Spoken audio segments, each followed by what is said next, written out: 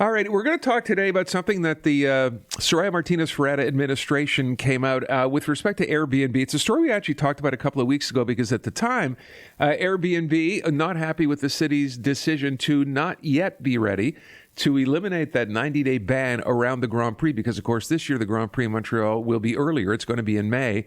And I guess Airbnb had hoped, and I'm sure other people who would have liked to rent their places out might have hoped that this administration, which said it would lift the ban imposed by the previous administration, would in fact follow through. That's not going to happen.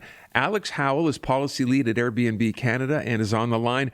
Thank you for being here this afternoon. Let me begin by asking, because it seems to me, as I said a couple of weeks ago, you were talking to the administration or perhaps, trying to discuss this idea. You had people, I think there was a sort of a move by Airbnb to have people who were working with the system to actually go ahead and try to convince the city as well. Why do you think this fell short? It's disappointing to see Mayor Martinez-Ferreira continuing former Mayor Plante's short-sighted economic policies, which is exactly the opposite of what she campaigned on. The mayor is breaking her promise to Montrealers. She campaigned on changing these rules quickly, recognizing that upcoming events like the F1 Grand Prix are critical to Montreal's economy. As a direct result of this inaction, as many as 26,000 visitors will be unable to find a place to stay during the F1 weekend and during the upcoming UCI cycling event. This decision is estimated to cost the city's economy about $19 million in economic activity that will be lost. And what's important, and what we heard from hosts who shared their stories at City Council a couple of weeks ago, is that this inaction affects Montrealers the most. 58% of Quebec hosts use their earnings for basic necessities like groceries. 13% say hosting has helped them avoid foreclosure and stay in their homes.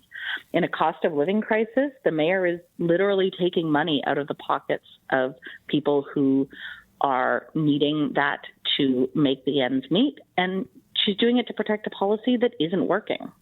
So I would ask a couple of questions. Number one, to be fair, yes, this was a promise. The mayor is not saying, as I understand it, it's not going to happen. She's saying it's not going to happen in time.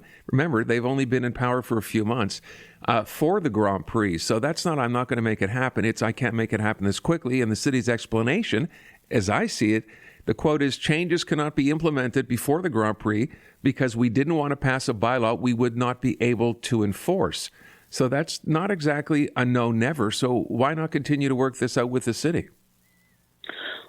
Well, to be clear, the mayor campaigned on withdrawing this bylaw, recognizing the importance specifically of F1, and she cited that a number of times.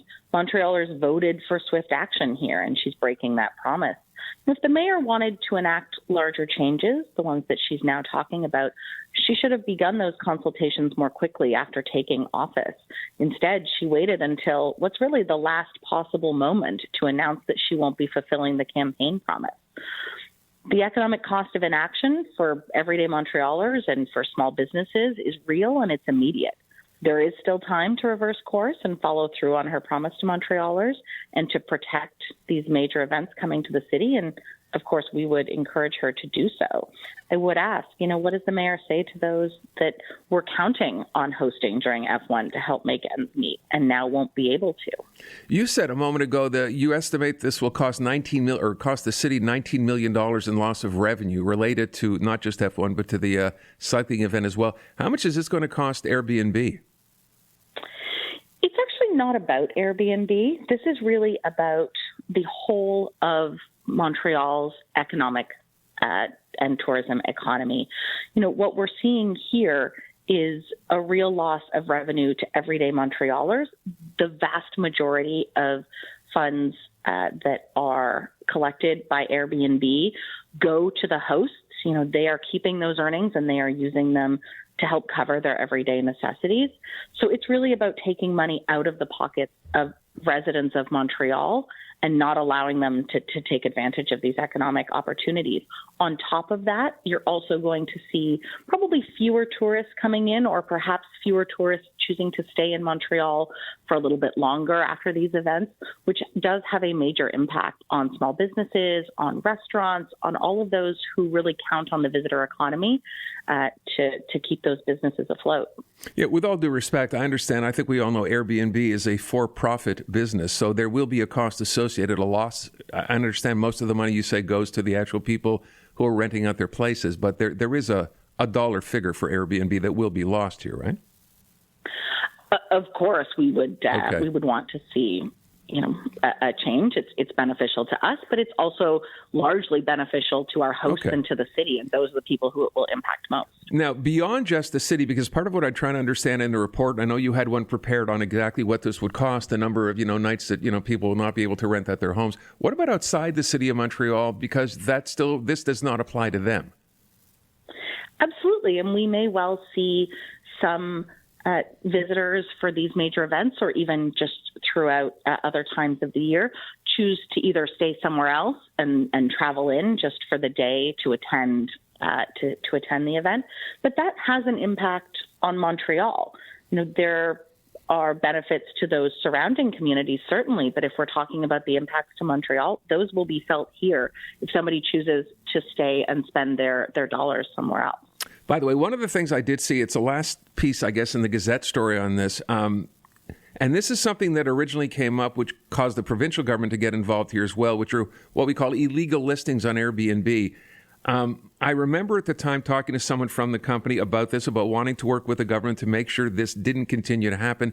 Yet there's a quote suggesting that there are still 871 illegal listings in the city, defined as primary residences being used for short-term rentals.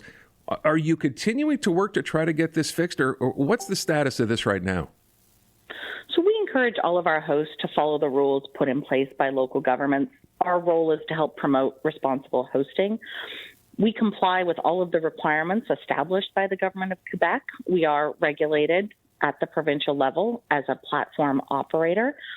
Quebec, including Montreal, has very strict short-term rental regulations, and the city has a responsibility to put in place rules that work for them and that they can enforce. Quebec has been clear. Compliance with their provincial law from both platforms and hosts is exceptionally high.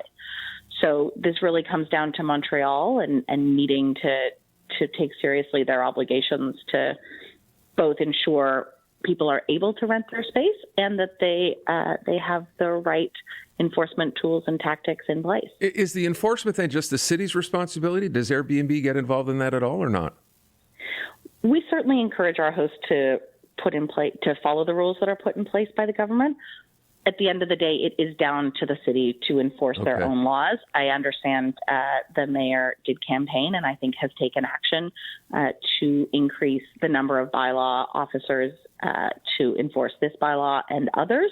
And we look forward to seeing how they do that work and are always here to continue conversations about how we can support that. Just as a final question, so this is not going to happen, it would seem, in time for this year's Grand Prix. Are your discussions rather with the city continuing, or what happens next? Of course, we are a large part of the tourism ecosystem here in the city, and we are willing to work with all partners to make sure that it continues to thrive.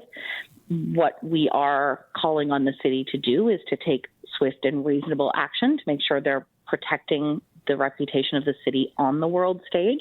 Major events like this are an opportunity to let the city shine.